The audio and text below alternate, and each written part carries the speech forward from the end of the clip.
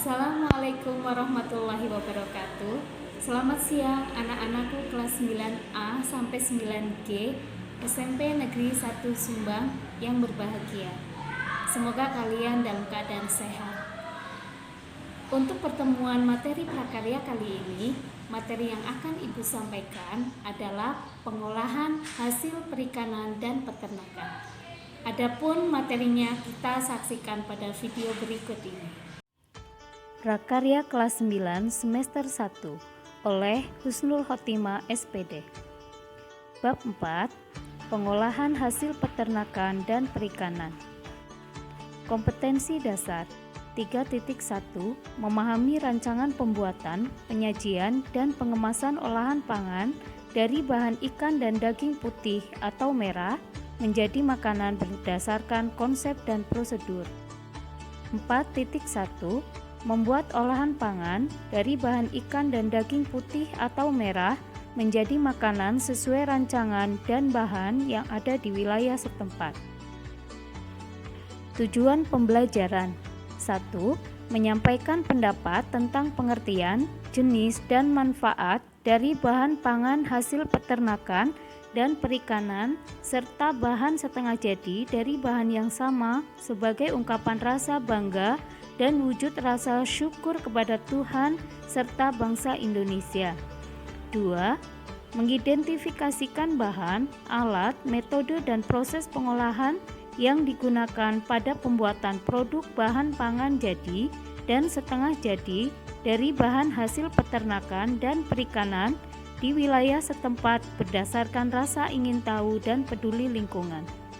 3. Merancang pembuatan produk olahan makanan dari bahan pangan hasil peternakan dan perikanan menjadi makanan dan bahan setengah jadi berdasarkan orisinalitas ide dan cita rasa estetis diri sendiri. 4. Membuat, menguji, dan mempresentasikan produk olahan pangan setengah jadi dari hasil peternakan dan perikanan menjadi makanan di wilayah setempat berdasarkan teknik dan prosedur yang tepat dengan disiplin dan tanggung jawab. Jenis dan karakteristik hasil peternakan dan perikanan. Hasil perikanan 1. Ikan perairan tawar. Yang A. Ikan lele. B. Ikan mas. C. Ikan bawal. Karakteristik ikan air tawar. 1. Memiliki aroma berbau tanah dan lumpur. 2. Tekstur daging lunak. 3. Struktur tulang cenderung kecil dan halus. 4. Kandungan omega tidak banyak dibanding ikan laut. Hasil perikanan yang kedua, ikan perairan payau. 1. Ikan bandeng. 2. Ikan kakap. 3. Ikan patin. Karakteristik ikan air payau. 1. Perairan payau merupakan pencampuran antara perairan tawar dan perairan laut seperti muara. 2. Tekstur daging lembut. 3. Struktur tulang cenderung tidak halus. 4. Kandungan omega tidak banyak dibanding ikan laut. Hasil perikanan yang ketiga, ikan perikanan laut, perairan laut. 1. Ikan tuna. Yang kedua, ikan tenggiri. Yang ketiga, ikan kembung. Yang keempat, udang. Yang kelima, cumi-cumi. Yang keenam, rumput laut. Karakteristik ikan air laut. 1. Memiliki aroma amis dan segar khas laut. 2. Tekstur daging lebih keras. 3. Struktur tulang cenderung besar dan keras. 4. Kandungan omega tinggi.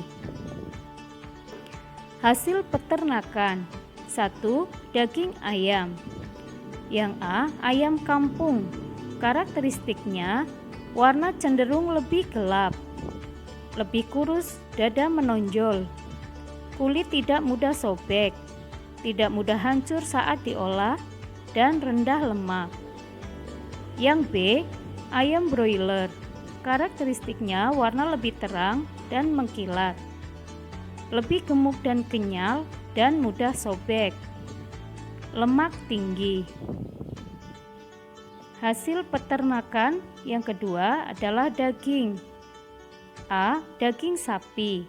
Karakteristiknya warna merah segar, kenyal dan padat. Lemak berwarna kuning. Serat halus sedikit berlemak. Yang B. Daging kerbau. Warna merah tua, serat lebih kasar, dan rendah lemak.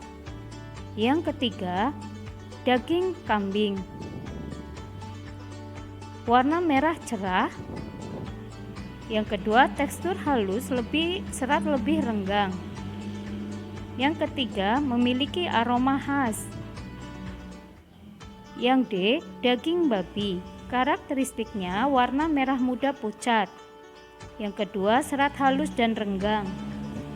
Yang ketiga, lemak padat. Yang C, telur. 1. Telur ayam negeri. Yang kedua, telur bebek. 3. Telur ayam kampung. Yang keempat, telur puyuh. Karakteristik telur, yang pertama terdiri 3 bagian telur, kulit telur, putih telur, dan kuning telur. Yang kedua, kulit telur bersifat keras, tipis, dan mudah pecah. Yang ketiga, putih telur bersifat cairan kental atau kalsiumnya tinggi. Yang keempat, kuning telur ketika dipecahkan cairan pekat berbentuk bulatan, mengandung protein tinggi. Manfaat ikan, daging, telur, dan susu dalam hidangan. Yang pertama, sebagai zat pembangun. Yang kedua, cadangan makanan sebagai sumber energi. Yang ketiga, sintetis antibodi, hormon, dan enzim. Yang keempat, pengaturan keseimbangan kadar asam dan basa di dalam sel. Yang kelima, pembentukan dan perbaikan sel. Demikian tadi materi yang sudah Ibu jelaskan, semoga bermanfaat. Tetap jaga kesehatan. Ibu akhiri. Wassalamualaikum warahmatullahi wabarakatuh.